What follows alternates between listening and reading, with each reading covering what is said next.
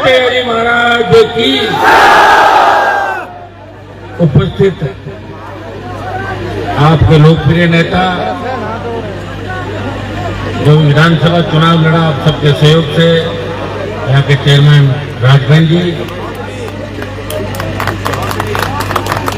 यहाँ की मंदिर निर्माण समिति जिसने मंदिर का कार्यक्रम का आयोजन किया, तमाम मेरे छोटे भाई जिन्होंने मुझे कहा कि आपको आना ही पड़ेगा, जिनका आप कार्यक्रम करो। सरदार शहर के अंदर तो मैं लगातार 1 महीना था चुनाव के अंदर, गांव-गांव देखा था सरदार शहर विधानसभा क्षेत्र का, और आपने उसमें 50,000 वोट देके बहुत बड़ी ताकत मुझे राजस्थान के अंदर दी थी। लेकिन आपकी इच्छा थी, तमाम मंदिर निर्माण समिति के तमाम हमारे छोटे भाई और वो भामाशाह जिन्होंने मंदिर निर्माण के अंदर सहयोग किया,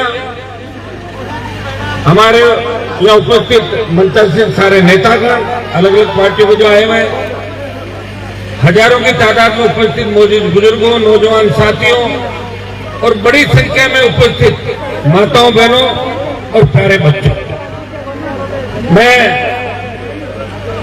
आपका आभार प्रकट करता हूं कि आपने जिस जोशीले अंदाज के साथ मेरा स्वागत सत्कार किया, और मैं आपको विश्वास दिलाता हूं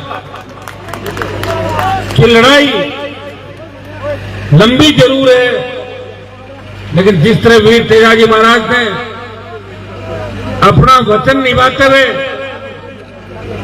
गौ माता की रक्षा के लिए अपने प्राण न्यौछावर कर दिए, मैं आपको विश्वास दिलाता हूं कि किसान कौम के खातिर अपने छोटे भाइयों को सम्मान दिलाने के लिए और सत्ता के अंदर आपकी भागीदारी जब तक सुनिश्चित नहीं हो जाती, इसी तरह आम गरीब किसान मजदूर जवान के लिए मेरा संघर्ष राजस्थान और देश के अंदर जारी रहेगा, ये मैं विश्वास आपको दिलाता हूं। भाइयों, मुझे खुशी है कि मैं इस इलाके से आता हूं। जब वीर तेजाजी महाराज का जन्म हुआ 2007-8 से लेके पिछले 16-17 साल के अंदर, शायद राजभवन जी भी इस बात को जानते होंगे कि कभी गए होंगे खरनाल कोई जमाने में, लेकिन 16-17 साल के अंदर जितना तेजाजी महाराज का आशीर्वाद और जितना तेजाजी महाराज के जयकारे इस देश के अंदर लगे, उतने 70 साल के अंदर कभी नहीं लगे। और ये जयकारे किसने लगाए? ये मेरे छोटे भाइयों ने लगाए।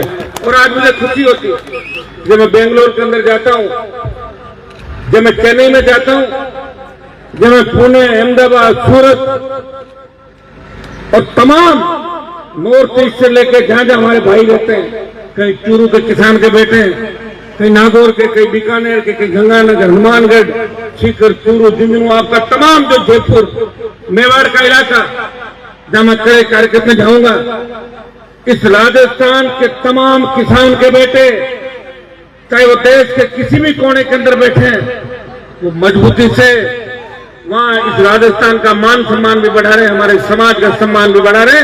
और तेजाजी महाराज के जितने मंदिर पिछले 16-17 साल के अंदर बने, उतने मंदिर 70 साल में नहीं बने। मैं जो गया था यहाँ आपके नौर भादरा के इलाके में, यही से आप लोग सब साथ चले थे, और सरदार शहर में भव्य मंदिर का निर्माण करके आपने संदेश दे दिया राजस्थान के अंदर कि वीर तेजाजी महाराज के जयकारे के साथ ये किसान कौम आगे बढ़ रही है। और वो दिन दूर नहीं जब राजस्थान की सत्ता पर हमारा कब्जा होगा।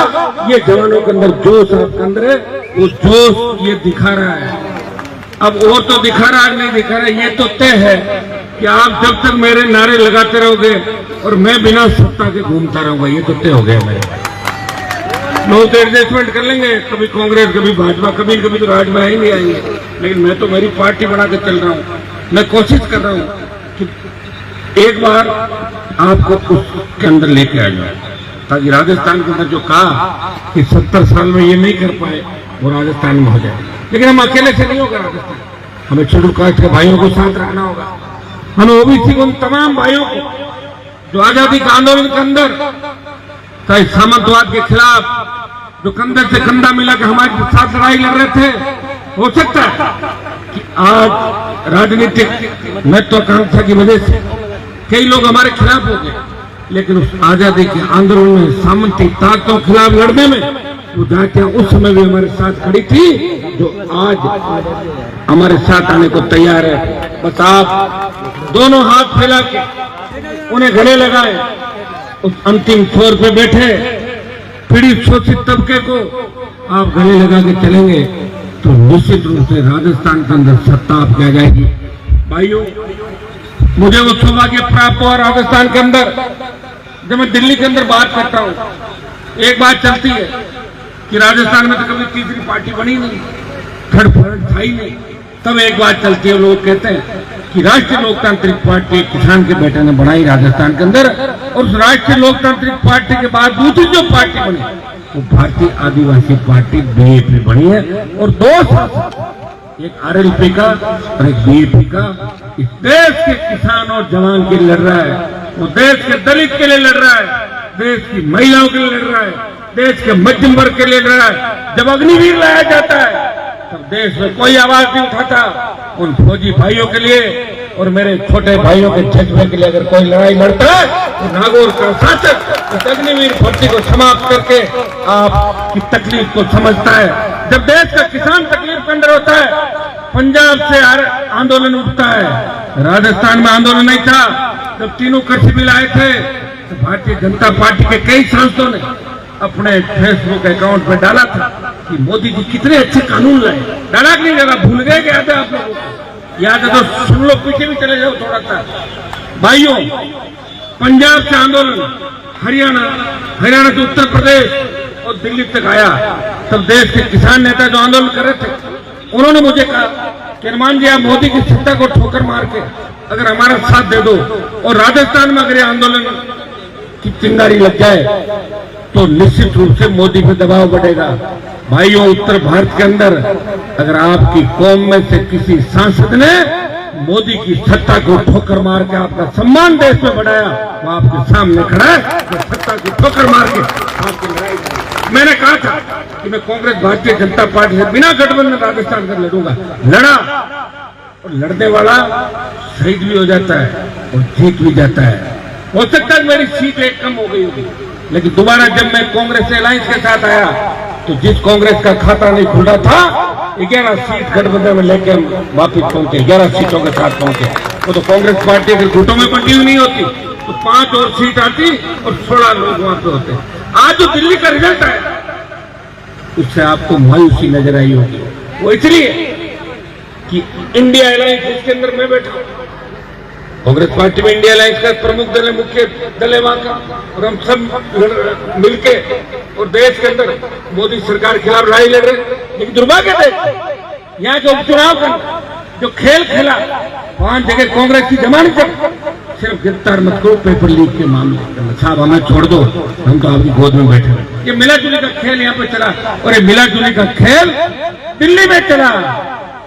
कहा कि बीजेपी जीत जाए मंजूर है, लेकिन ये आप पार्टी नहीं जीत रही थी। अब आप देखिए, अगर इस तरह लड़के मुकाबला करना चाहोगे तो बिल्कुल मुकाबला नहीं करना चाहोगे। उत्तर प्रदेश, बिहार सहित ऐसे कई राज्य हैं जब 30-30 साल में कांग्रेस पार्टी जब सत्ता के अंदर आती थी और देश की सत्ता का रास्ता यूपी बिहार से निकलता है। एक जगह 50 से ज्यादा सीट, दूसरी जगह 80 सीट, और वहां जब 2, 3, 1 सीट आए तो अंदाज लगा सकते हो कि इस पार्टी का बड़ा फ्यूचर देश के अंदर मुझे नजर नहीं आ रहा है। अब आप ये सोचोगे कि हनुमान जी तो इसके खिलाफ ही बोल रहे, उसके खिलाफ क्या करना चाहते हैं?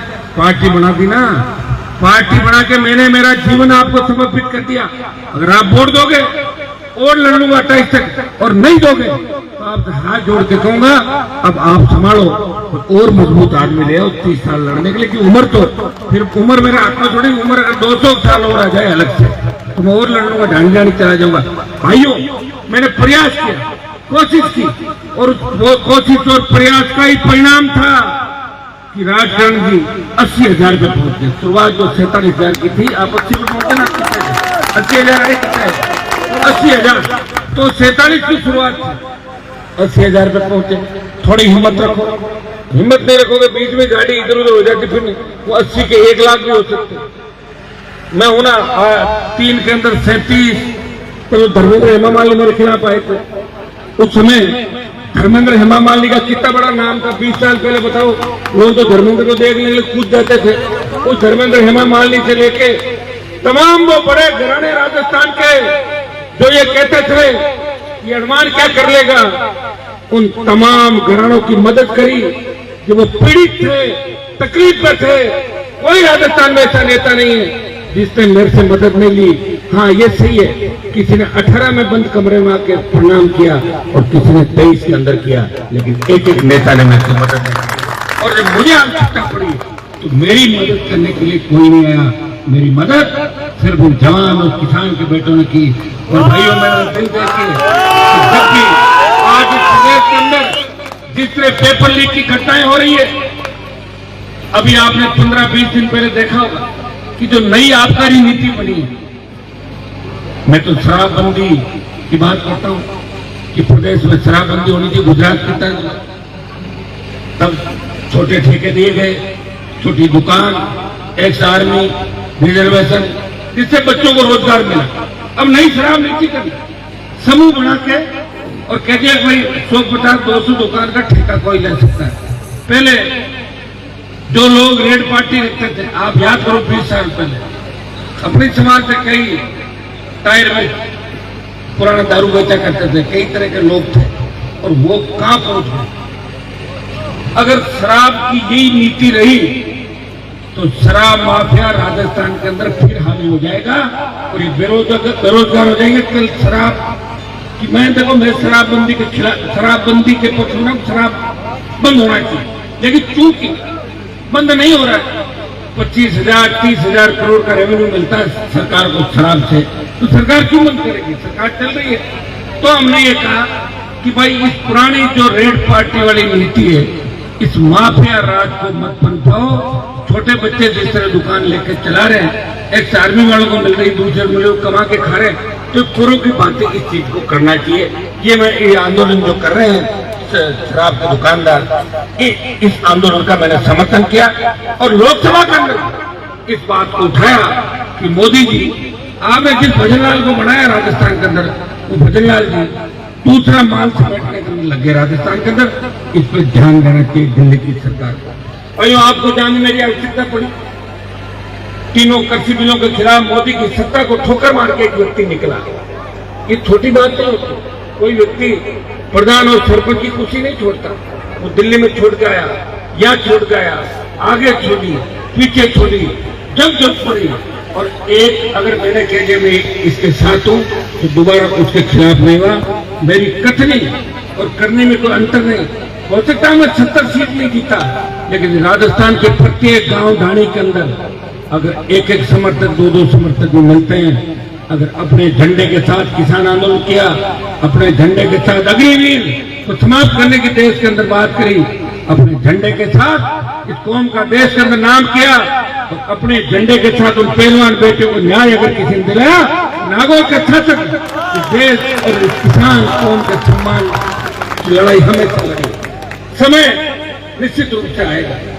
समय आर्थिक, कई लोग मुझे बोले कि आपकी पार्टी की सीट कम कैसे हो गई। मैंने कहा भैया आर्थिक युग है, पेट्रोल डीजल 100 रुपए लीटर हो गया, हमने तो क्राउड फंडिंग कर रहे हैं, मैं पैसा मांग रहे हैं, सारी पार्टियां पैसा मांग रही। भाई इलेक्ट्रॉल बॉन्ड आया जब नहीं देखा आपने? जब इलेक्ट्रॉल बॉन्ड खुला तब पता लगा कि भारतीय जनता पार्टी ने तो उनसे चंदा ले लिया जो गाय के मांस का निर्यात करती है। किनसे ले लिया? गाय के मांस का निर्यात करने वाली कंपनियों से, उन व्यवसायों से पैसा चंदे में ले लिया। हमने तो देखा ही नहीं इलेक्ट्रॉल बॉन्ड होता किस तरह का। 1 रुपए का इलेक्ट्रॉल बॉन्ड नहीं। कभी क्राउड फंडिंग के नाम से मैंने नहीं कहा कि मैं तकलीफ में हूं, मेरे भाइयों मेरी तकलीफ दूर करो, नहीं कहा। बच्चे आते हैं, रैलियां करता हूं, आप अपने अपने साधन लाते हो, कभी तेल में से नहीं दिलवाते और अपनी व्यवस्थाएं खुद करते हो।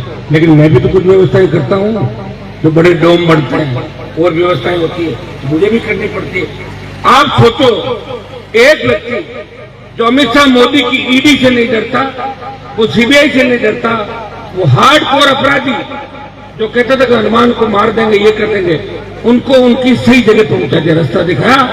और इस देश, प्रदेश और इस जिले से भी मुझे लग रहा है कि आपको बहुत बड़ी रात समय समय पर मैंने दी।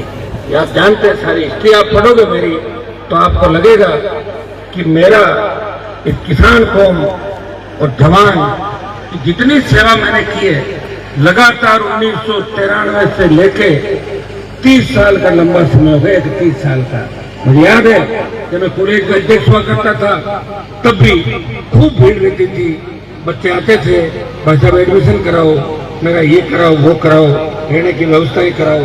और आज भी मुझे खुशी है कि मैं दिल्ली रहता हूँ तो पूरे देश के किसान सीना ठोक के कहते हैं कि हमारी मांग अगर कोई नहीं उठाएगा तो हनुमान बेनीवाल जरूर उठाएगा। तो नागौर की धरती से आता है और राजस्थान की धरती से आता है। भाइयों, आप सबका बहुत बड़ा ऋण मेरे ऊपर, आपने हमेशा मुझे सहयोग किया। उपचुनाव के अंदर आपने ताकत दी, लगातार सरदार से सुजानगढ़ दोनों उपचुनाव चोरों के अंदर हुए, बल्लभनगर के अंदर चुनाव हुए। दुर्भाग्य से होता यह है कि अब मुझे लग रहा है कि हमारे पास लोग सिर्फ मार्का लगाने के लिए आते हैं कि आरएलपी में जाओ, फेमस हो जाओ और अपनी कीमत तय करो और भाग जाओ। अभी तो ये होता रहा। लेकिन मैं इतना बता सकता, मेरे यहां से भाग के लोग एमपी भी बढ़ गए, विधायक बन गए, कई बन गए विधायक, कई अलग अलग पार्टियों में नेता बन गए। कोई दिक्कत नहीं, सबकी अपने अपना सोच होता है। मुझे जिस दिन ये काम करना होगा मैं कर लूंगा और कर लूंगा, लेकिन मैं ऐसा काम कभी नहीं करूंगा। मैं आपको पूछ के करूंगा। मैं ये कहूंगा कि क्या आप थक गए, क्या आप कहोगे थक गए तो मेरे क्या मैं भी रुक जाऊंगा, और आप कहोगे लड़ते रहो तो मैं लड़ता रहूंगा। इस बात का आपको ध्यान रखना। मैं इतना ही विश्वास आपको दिलाता हूँ। कई लोग ये भी कहते हैं कि हनुमान जी तो नए लड़कों को खराब कर रहे हैं। आप बताओ सरदार शहर में मैंने कितने लड़कों को खराब किया? नहीं, सुनो मेरे बारे में आप क्या जानते हो? मैं नशा करता हूँ, चाय कर रहा हूँ, कुछ पीता हूँ क्या? रात को 2 बजे भी 4 बजे भी भूखा प्यासा आपके लिए राजस्थान के तमाम जिलों में, चंबल के बीच से लेके जैसलमेर के धोरे और दिल्ली का बॉर्डर अगर जाम करके तो गुजर आरक्षण आंदोलन के अंदर जाम नहीं हुआ था, उस हाईवे को जाम करके अगर राजस्थान के किसान जवान और इस समाज का सम्मान किसी ने बढ़ाया तो आपके भाई ने आपकी कौम का सम्मान पूरे देश के अंदर बढ़ाया।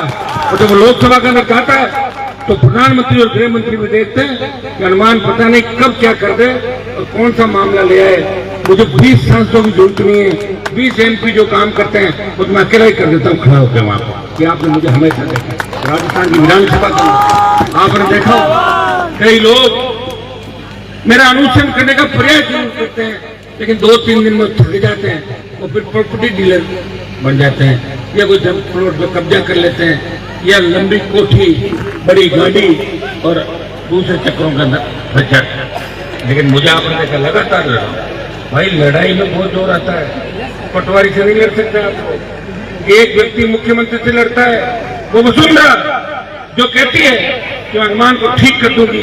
मैंने वसुंधरा को ठीक कर दिया, राजस्थान को कर दिया क्या मुझे ठीक? बस वो गहलोत जो कहता था इसका कुछ नहीं है, उसके बेटे को जोधपुर में हरा कर संदेश दिया। गहलोत साहब, हो सकता है मदेरना फैमिली आपका कुछ नहीं कर पाई, मिर्जा आपके गुलाम हो गए होंगे, हनुमान बेनीवाल है, आपके बेटे को हरा के जिंदगी भर का दर्द दे दिया। ये लो आपके बेटे को हरा के बता दिया, तो जादूगरी का किताब छीन लिया। जो मैच से लड़ा, हो सकता है कि लड़ाई के अंदर राउंड के अंदर हो सकता है 7, 8, 10, 12 राउंड लग गए, लेकिन लास्ट जीत मेरी होती है।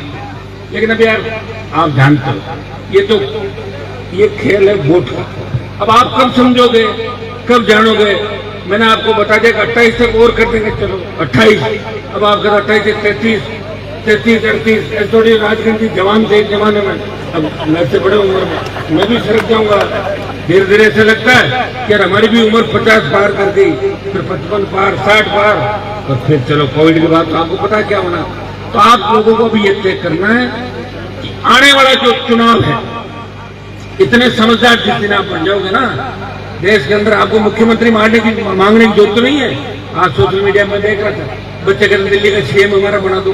अरे छोड़ो दिल्ली का CM, आपको तो 5 मुख्यमंत्री होते थे, देश का प्रधानमंत्री आपका होता था, और देश की कई जातियां ये कहती थी कि आपकी जाति क्या है, वो कहते थे हम चौधरी चरण सिंह की जाति वाले बुरे लोग। ये तो मुझे धन्यवाद दो कि मैं किन परिस्थितियों में लग रहा हूँ। और मेरा नाम अगर कहीं ले लो सड़क पे देश के अंदर, तो निश्चित रूप से 70% काम तो नाम लेने से हो जाता है।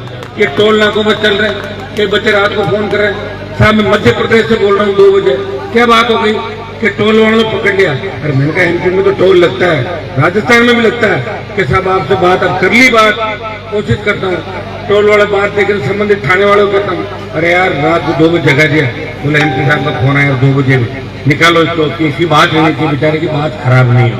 लेकिन मुझे नींद भी लेनी पड़ेगी मेरे भाई, मैं कोई रोबोट और मशीन नहीं हूँ, इस बात को भी आपको सोचना होगा। हाँ त्यागी महाराज की कृपा है, जय करों के साथ मैं आगे बढ़ रहा हूँ, लेकिन मैं जिनको जगा रहा हूँ वो तो पीछे जाते रहे। मेरे विधानसभा क्षेत्र में 1 लाख वोट तो हमारे समाज की। अब आप देखो कैसे मेरे सामने किसी व्यक्ति को चुनाव जीता गया। अब आप देख लो, सारा अपना पता लग जाएगा आपको।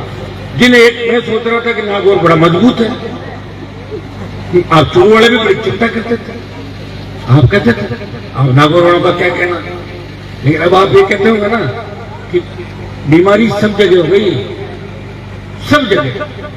ये जो 20% बीमारी है ना, ये 20-25% तो छोड़ के भाग जाता है, और दूसरा तो तैयार बैठा, आ जाओ 25% मिलाओ और दूसरे तैयार, और ये आप पड़े नहीं।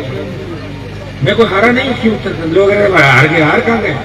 जब मैं बीजेपी चुनाव लड़ा तो 58,000 वोट आए थे, और 8-9 चुनाव में हाईएस्ट वोट आए 95,000। जब दोनों पार्टियां मिल गई तब जाके कोई जीत हार हो गई। तो हार का भी 80,000 वोट मिले। एक पार्टी तो आपके छड़ थी ना यहाँ राजगढ़ जी के सामने, बीजेपी कितने तीसरे। वैसे मैंने कांग्रेस पार्टी की 5 बार जमानत जब्त कराई मेरे सामने। कितनी बार? 5 बार। जिसमें नाथूराम जी की जो पोती ज्योति मिर्धा, उसको 4 बार मैंने रुलाया। और भारतीय जनता पार्टी की भी 4 बार जमानत जब्त कराई। मेरी जमानत जब्त करी हुई है, मैं तो लड़ रहा हूँ। कहाँ आया? मैं तो सांसद हूँ, अब तो है मेरे पास 1 सीट। जब मैं 1 सीट भी नहीं गई तब लगेगा हनुमान बेनीवाल है, तो जिंदा हूँ, मैं जीता हूँ। अब जो नई तैयारी आपको करनी है, अगली बार सरदार शहर में मजबूती रखोगे कि नहीं रखोगे? ये ऐसे है कर रहे हो, कितनी कर रहे हो, चरण मजा आ गया। तो आप लोग पूरी ताकत के साथ लड़ना। हम एक बार कोशिश करेंगे कि हमारे टीम के अंदर बड़े मजबूत लोगों को और हम जोड़े। और क्योंकि मैं अकेला लड़ रहा हूं, राजगढ़ जी को जैसे व्यक्ति अगर समय पे हमारे पास आ जाए तो उस समय अगर ये उपचुनाव लड़ लेते राजगढ़ जी, सही बताना, उपचुनाव राजगढ़ जी लड़ लेते आरएलपी से तो 1 लाख वोट लेते नहीं लेते दोबारा। हमारे पास जो आया था वो आज तक नहीं मिला, पता नहीं कहां चला गया।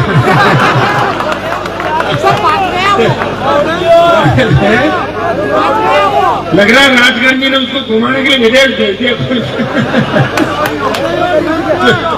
विदेश यात्रा करवा दिया भाई।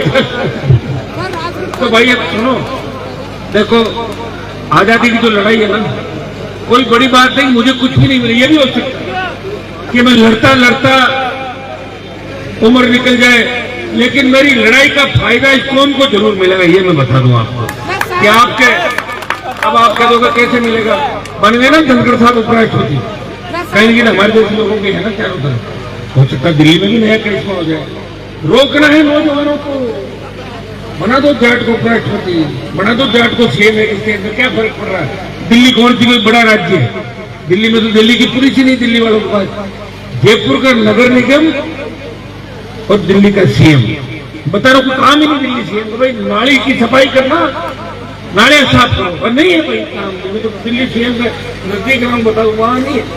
जिस मुख्यमंत्री के पास पुलिस नहीं हो वो मुख्यमंत्री के, अभी मान लो अटैक हो रहा है, साहब पुलिस को सीधे पुलिस कर नहीं, आपका कहना नहीं मानेंगे हम। तो अमित शाह का फोन आएगा जब जाएंगे तो सारी पुलिस तो गृह मंत्रालय के पास पड़ी है।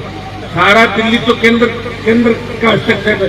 लेकिन फिर भी हम चाहते हैं कि हमारे नाम का ही सही एक दिन बना दो, ताकि 2-3 दिन तो बड़े टीके बजा ले, कुछ तो ले। बाकी काम तो कौन कौन है आप भी जानते हैं, सब चीजें जानते हो। धनखड़ साहब बढ़ गए ना, सारे काम तो हो गए, आपके बच्चे थोड़े काम को ठेका बैठेगा, कंप्लीट हो गए काम, अगले कामों की सूची जारी करनी है। लेकिन भाइयों, हम विरोध में थे, फिर भी कौम के खातिर वोट उपराष्ट्रपति जगदीप धनखड़ को देकर आया मैं। मुझे कायदा ये था कि बीजेपी के खिलाफ वोट डालना मुझे, लेकिन आप लोग कहते धर्मानंद समाज का आदमी था, मैं सबको थोड़ी समझा सकता हूँ। अभी 30-40% तो जब तेजाजी महाराज से नहीं संभले, जब सारी चीजें और आ गई, कितने कितने हमारे धर्मात्मा आए धरती पे, कितने लोग आए, हमारे लोगों को समझाना बड़ा टेढ़ा काम है। ये तो नौजवान तुम मेरे साथ हो, मेरे पे तेजाजी कर पाए, रात और दिन भागता हूँ, लेकिन फिर भी प्रयास में कोई कमी मैंने कभी नहीं छोड़ी, और आप लोग उतना ही प्यार लगातार कर रहे हो। ऐसा नहीं है मैं किसी पार्टी का विरोधी हूँ, मैं कोई पार्टियों का विरोधी नहीं हूँ। मेरी कौम के लोग, किसान, दलित, शोषित, कांग्रेस बीजेपी के अंदर अगर बैठे और वो मजबूत है, अपने लोगों के काम आ रहे हैं, तो मैं कभी उनको कमजोर करने की कोशिश नहीं करता। लेकिन झूठी ठगी जो कर रहे हैं, जो बात तो करेंगे कौम की और रात को बैठेंगे व्यापारियों के साथ, बात करेंगे कौम की, काम करेंगे जमीनों को कब्जे करने का, ऐसे लोगों का अनुमान बेनीवाल इसके खिलाफ है कि ये वो कौम है जिसने दिल्ली को जीता, दिल्ली पर राज किया, जो कभी झुकी नहीं, रुकी नहीं, जिस कौम का पूरा इतिहास नहीं लिखा गया। अगर इतिहास लिखा होता तो वर्ल्ड में एक ही कौम का इतिहास होता, जिस कौम से मैं आता हूं, लेकिन इतिहासकारों ने हमारा नाम ही नहीं लिखा। तो महाराज सोमल जी को छोड़ दें, कौन सा नाम लिखा? क्या हमने लड़ाई लड़ी नहीं? क्या महाभारत के समय हम लोग नहीं थे? कहां गए थे? अरे कहीं तो हो गए, तो महाभारत होगी मेरे भाई। महाभारत कहां हुई? कुरुक्षेत्र, हस्तिनापुर कहां था? वो इलाके कहां थे? हिस्ट्री पढ़ लो सर, हिस्ट्री पढ़ोगे तो लग जाएगा कि कहीं न कहीं चूक करी है। इतनी मजबूत जाति का नाम नहीं लिखा। हमारे सिख धर्म की स्थापना हुई, फिर सिख जो बने ज्यादातर, फिर सिख तो हमारे समाज से निकले, जो जिनकी बड़ी लड़ाई इतिहास के अंदर हमारे कौम से समय समय पे विष्णुई पंथ की स्थापना हुई। 99% जाट विष्णुई पंथ अपनाया, सिद्ध, नाथ, धनावंशी, कई तरह की हम धर्मनिरपेक्ष हैं। हम बहुत बड़ा दिल है, कोई भी आता है ना तो उसी की बात मान लेते हैं और उस तरफ चल पड़ते हैं। हमने किसी धर्म का विरोध नहीं किया, किसी जाति का विरोध नहीं किया। हाँ, व्यवस्था अगर ठीक नहीं है और अन्याय हो रहा है तो 1 मिनट के अंदर बोलते हैं। मैं तो दूसरों की छोड़ो ना, अगर मैं किसी फोटो नहीं खींचा हूँ, टाइम पे नहीं मिलूं, तो मेरे खिलाफ भी बोल देंगे बढ़िया नेतो जाने नहीं काल तो है। तो आदत उससे क्या अंदर की जो बात बाहर आ जाए तो होना भी चाहिए।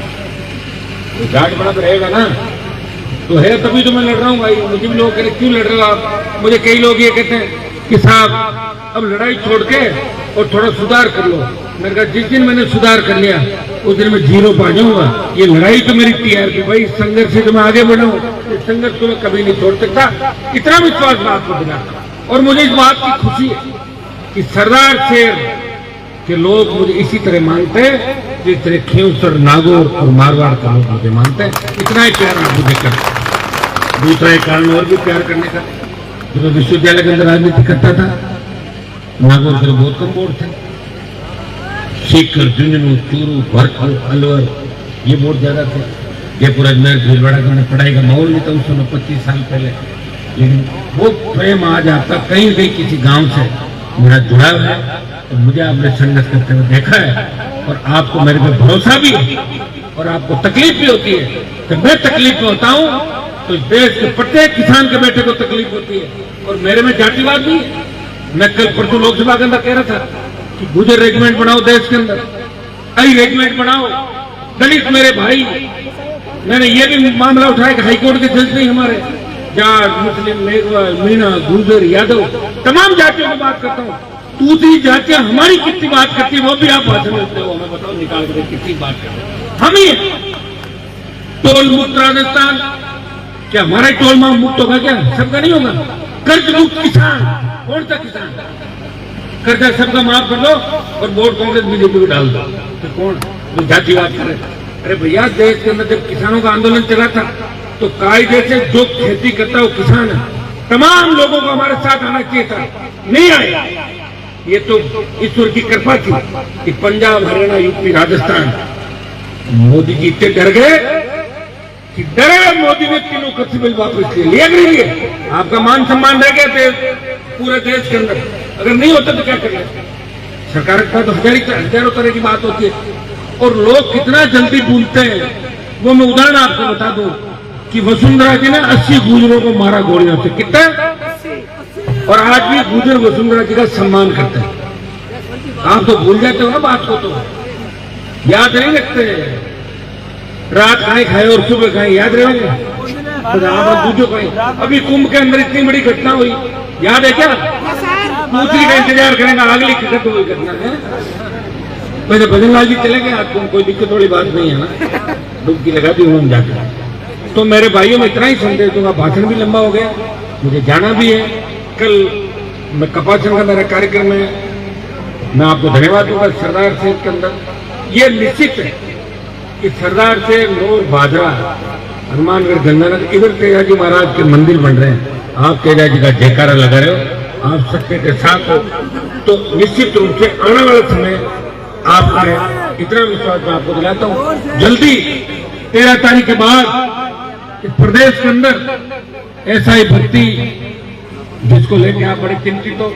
पेपर लीक की जो भी घटनाएं हुई, पेपर लीक करने वाले कौन कौन नेता थे, करवाने वाले कौन कौन नेता थे, बजरी के खेल में कौन लोग थे, रोजगार, किसान कर्ज माफी, पीने का पानी, सिंचाई का पानी, इन तमाम मुद्दों को लेकर बड़े आंदोलन राजस्थान के अंदर करेंगे। और राष्ट्रीय लोकतांत्रिक पार्टी बड़े आंदोलन, बड़ी रैलियां, और जयपुर, दिल्ली अग्निवीर के खिलाफ भी बड़े आंदोलन राजस्थान से शुरुआत हम करेंगे। तो नौजवानों के आंदोलन का नेतृत्व इस बार राजस्थान करेगा। अग्निवीर को समाप्त करवाने के लिए दिल्ली की ओर कूच करेंगे, दिल्ली को घेरेंगे और देश की सरकार को मजबूर करेंगे कि सेना के सम्मान को पुनः लौटाए। और हमारे शेखावाटी, सीकर, चूरू, झुंझुनू, नागौर, भरतपुर, हनुमानगढ़, हमारे बच्चे जो सेना के अंदर एक जोश के साथ जाते थे, वो देश भावना से ओतप्रोत जाते थे, सेना के अंदर जाना चाहते हैं। दुर्भाग्य से 4 साल की जो अग्निवीर योजना लाए हो, अग्निवीर योजना को जब तक खत्म नहीं करोगे तब तक सेना का सम्मान नहीं लौटेगा। ये बड़ा आंदोलन, एमएसपी पे खरीद गारंटी कानून, किसान कर्ज माफी, जिससे किसानों को बूस्टर डोज मिले, इन सब को लेके मजबूती से हम लड़ाई लड़ेंगे। इतना विश्वास मैं आपको दिलाता हूँ। कई नेता ऐसे होते हैं जो विधानसभा में 4 बात के और अखबार के फ्रंट पे छप के और अपने घर जाके बैठ जाते हैं। और कई नेता ऐसे होते हैं वो रात को भी लड़ते हैं, रात को भाषण देते हैं, सुबह कहाँ, दिन में कहाँ, और सड़कों पे संघर्ष, जेलों के अंदर संघर्ष। ये ऐसे लोग भी आपको मिलेंगे। आपको एक ही काम करना है, आपको अपने पर्याय की पहचान करनी है। कौन खुद के लिए लड़ रहा है और कौन अपनी कौम और अपने छोटे भाइयों के लिए लड़ रहा है, कौन किसान के लिए लड़ रहा है और कौन जवान के लिए लड़ रहा है। जिस दिन आप ये तय कर लोगे और जिस दिन आप ये समझ जाओगे, उस दिन सत्ता पे कब्जा करने से आपको कोई रोक नहीं सकता।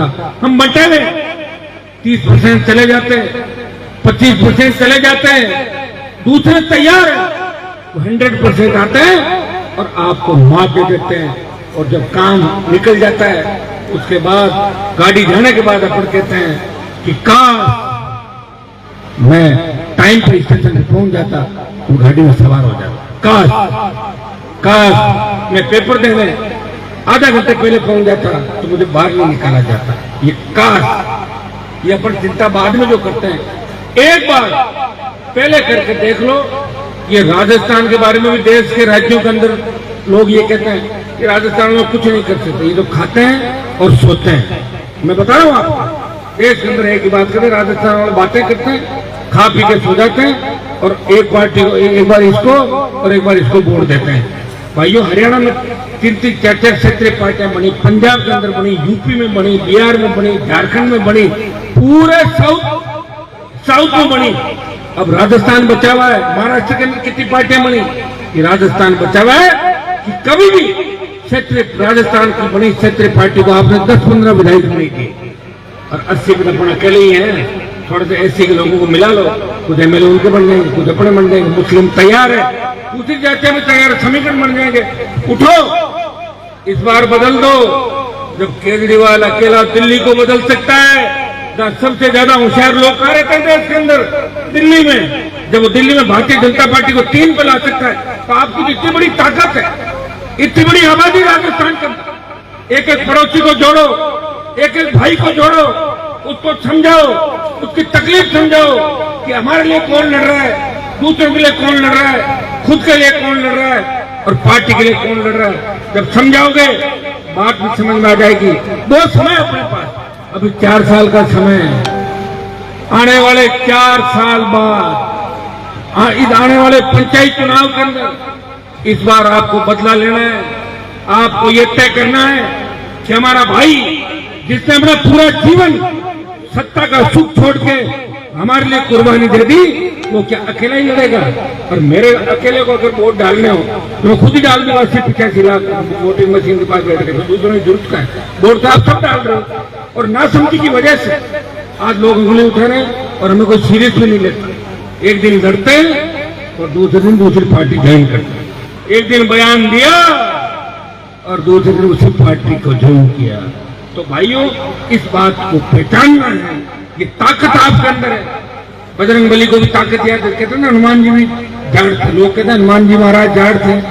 अब दिल्ली में बात चलती है तो मैं उनको पूछता हूँ कि आप बताओ जाड़ कैसे? तो वो कह रहे हैं कि राम जी की सीता लड़ाई तो रावण की राम जी की, और बीच में कूद पड़े। तो जो बीच में कूदता वो जाट है। क्या क्या उदाहरण देते हो अभी तो। लेकिन उनको जब हनुमान जी को ताकत याद दिलाते थे, उनको कहते हनुमान जी आप ये काम कर सकते हो, तो उनको ताकत याद आती थी। शंकर भगवान के अवतार था और ताकत याद आती थी तो कुछ भी कर लेते। तो हमारी कौम को उसकी ताकत याद दिलाने के लिए मैं बार बार घूम रहा हूँ। भाई मैं हरियाणा, यूपी और दिल्ली में तो चुनाव नहीं लड़ा रहा हूँ ना। मैं चाहता था 2-2 सीट वहीं भी ले लेते गठबंधन, मुझे कौन रोक रहा था? जिनका प्रचार करो, एक ले लो सीट उससे, एक एमएलए वहां बना लो, वोट ले लो। ये काम नहीं किया। मैंने कहा मेरा मकसद राजस्थान है।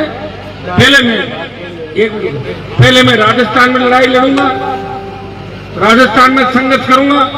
यूपी, हरियाणा, यूपी में मेरे किसी भाई को कमजोर नहीं करूंगा जो कौम और किसान के लड़ रहा है। और मुझे मारने के लिए 50 लोग आ जाते कि हमें तो आरएलपी को मारना, कोई अमित शाह से बात करके आ जाता, कोई राहुल गांधी से बात करके आ जाता। लेकिन मैं मारने नहीं जाता, मैं बचाने जाता हूँ उनको। आपने देखा होगा जो हरियाणा के अंदर जाट आरक्षण आंदोलन में गोलियां चल रही थी, हमारे बच्चों के सीने में जो गोलियां चल रही थी और बच्चे हमारे जब शहीद हो गए थे, उस वक्त हरियाणा की धरती, राजस्थान में भी उस जाट आरक्षण आंदोलन का सपोर्ट कोई कर रहा था, मोदी को चेतावनी दे रहा था। हम देश के अंदर इतनी बड़ी तादाद है, आप रुक जाओ, परिणाम ठीक नहीं होंगे। तो आपका भाई उस वक्त विधायक था, लेकिन कौम के लिए उस वक्त भी संघर्ष करता हुआ हर कोने के अंदर नजर आ रहा था। ये भाई उठो, अपनी ताकत को पहचानो। और निश्चित रूप से हमारी मातृशक्ति, महिलाएं जो बैठी, बच्चे बैठे, ये आने वाला समय, ये सोशल मीडिया का युग है। इसको आप सही भी ले सकते हो, गलत भी ले सकते हो। सही ले लोगे बहुत बड़ी बात हो जाएगी, गलत इस्तेमाल कर लोगे कुछ भी हो जाएगा। आजकल तो एआई आ गया, एडिट करके कुछ भी डाल देते लोग। किसका बयान कैसे डालना, एडिट किया, डाला। अपने को हर चीज पूछता क्या बात, उस बात को ध्यान रखना। अरे यार इतना तो सीखो कि मोदी जी तो भाषण से ही बार बार प्रधानमंत्री बन रहे हैं। अपने पास इतनी बड़ी ताकत है। मोदी जी की जाति की संख्या थोड़ी देश के अंदर नहीं है, बहुत कम संख्या है। फिर भी देखो कैसे संघर्ष करके और कैसे लोगों को इस तरह गुमराह करके लगातार पूरे देश के अंदर बड़ी बड़ी पार्टियों को घर बिठा दिया। अपन तो जहाँ राजस्थान में ताकतवर है, 70-75 सीट तो खुद की है और 50-55 सीट आपके बिना नहीं जीत सकती। 125-30 पर ताकत रखते हो। मैंने तो राजस्थान को जगा दिया, हर जगह जा जाकर जगा दिया। अब जाग जाओ, कोई दिक्कत नहीं। 5 साल लेट ही तो है, 28 में सत्ता पे कब्जा कर लो, रोने से कोई राहत नहीं देगा, भूल जाओ। और कांग्रेस पार्टी के अंदर जो घूम रहे हैं लोग कि मुख्यमंत्री के दावेदार हैं, वो मुख्यमंत्री के दावेदार नहीं है। क्योंकि उनके दामन दागदार है, वो किसी भी वक्त जेल जा सकते हैं। उस खबर सुनने के लिए भी आप तैयार रहो, क्योंकि जो गलत करेगा उसको रास्ता जेल की तरफ जाएगा। वो कहीं कहीं ये सारी व्यवस्थाएं, भाई व्यवस्थाओं से बंधे हुए लोग हैं। हाँ मैं मेरा बता सकता हूँ कि मैं पहले ही जेल जाके आ गया था, इसलिए अब कोई खतरा नहीं मुझे। मुझे तो पहले ही डाल दिया था ना जेल के अंदर, ये तो उभरेंगे झूठे 302 के मामले के अंदर। हमारे लोगों कितना मेरा पीछा किया होगा आपको पता थोड़ी है। आपके बाद मैं तैयार होकर आया था 8 के अंदर MLA बन के बीच में आया। 8 से लेकर 98 का जो 10 साल का दर्द था किसको बयां करें। हमारे समाज के लोग मारने के लिए तैयार थे, इसको तो मार दो, जिंदा नहीं रहना चाहिए। लेकिन वही व्यक्ति इस कौम के लिए आज देश के अंदर लड़ाई लड़ रहा है। भाइयों सारी बातों को याद रखना है। ठग कौन है उन ठगों का भी ध्यान रखना। एकदम तैयार होकर बड़ी गाड़ी लेके चश्मा लगा के आ जाएंगे, 15-20 मिनट में बाय बाय करके चल लेंगे, पता करना कहां से रहे क्या कर रहे हैं। और एक व्यक्ति अगर आएगा कोई जरूरी नहीं उसके बड़ी गाड़ी है, उसका भी ध्यान रखना। चुनाव करना तो वोट की ताकत आपको दी बाबा साहब ने, उसका मतलब यही है कि वोट से जब चाहो जब उसकी बदली आपका। अब बताओ सरदार से सीट पे लंबे समय से कब्जा करके लोग बैठे हैं, वोट की संख्या उनकी ज्यादा नहीं है। आप थोड़ा सा दिमाग लगाओगे तो दूसरे वोट आपकी तरफ आ जाएंगे। आते ही घर बिठा दो उनको तो उनका यहाँ थोड़ी भाई लोकतंत्र में तो बदलाव चलता रहता है। थोड़ा सा दिमाग लगाओ, सरदार साहब भी ठीक हो जाएगा, बाकी सीटें भी ठीक हो जाएगी, राजस्थान ठीक हो जाएगा। आप ये क्यों मान रहे हो कि खींवसर के अंदर RLP कमजोर हो गई। एक बार जब कमजोरी आ जाती है तो वापिस मजबूती भी तो आती है भाई। मैं तो हूं ना अभी, मैं तो सांसद हुई पूरे राजस्थान के मेरे छोटे। अच्छा अब ये बताओ कि मैं अगर MLA का इस्तीफा नहीं देता खींवसर में, फिर राजगढ़ जी फिर तो मैं MLA ही देता। मैं मेरी पत्नी को या भाई को MP बना लेता। बन जाता है कि नहीं बन जाता उस समय? तो बने ना, आपके सारे MP बन गए। मुझे खींवसर की रखवाली थोड़ी करनी थी, मुझे राजस्थान की रखवाली करनी है। मुझे उसको रोकना था जो कहीं वापस दिल्ली और वापस एडजस्टमेंट करके भाग नहीं गए। लेकिन मेरे बिना वो रुकती नहीं, मुझे वहां लड़ाई लड़नी थी। हो सकता है घर की लड़ाई के अंदर सब लोग मिलके कई बार ऐसी हो जाती है, लेकिन हम कमजोर नहीं हुए। अब जब हम राजस्थान के अंदर हुंकार भरेंगे वापस तो पूरा देश देखेगा कि राजस्थान से नई क्रांति की शुरुआत राजस्थान की धरती से हुई है। और नौजवानों का आंदोलन राजस्थान की धरती से निकला है, उसका नेतृत्व राजस्थान का नौजवान और राजस्थान के किसान का बेटा करेगा। तेजाजी महाराज के आदर्श हमें स्थापित करने, चूंकि सरदार साहब बहुत वीर मजबूत भूमि यहाँ की चूरू की बड़ी लड़ाई है। चूरू जिले में सरदार सिंह के इलाके किसान आंदोलन, सामुदायिक ताकतों के खिलाफ चौधरी कुंभाराव आगे, जिनके नाम से राजस्थान की राजनीति को जाना जाता था, जो सच्चाई की राजनीति उन्होंने की, कभी झूठ फरेब और सत्ता के पीछे नहीं भागे। आज भी इतिहास उठाते हैं तो चौधरी कुंभाराम आर्य के नाम की शुरुआत होती। राजस्थान की किसान राजनीति की शुरुआत चौधरी कुंभाराम आर्य के नाम से होती। आप कमजोर नहीं हो, आप ताकतवर हो। आपको अपनी ताकत याद दिलाने आपका भाई आपके बीच आया है। कहीं आप ये नहीं कह दो कि हनुमान जी तो चुनाव के समय आते हैं, इसलिए मैं एक राउंड कार्ड में आपके बीच आ गया और फिर वापस मैं दिल्ली और जयपुर में आपकी बात करूं। मेरा कोई काम नहीं है, मेरा कोई बिजनेस है। मेरा काम होता तो कभी का जेल में डाल देते मेरे को, आप जानते हो। मैं तो फ्री हूं।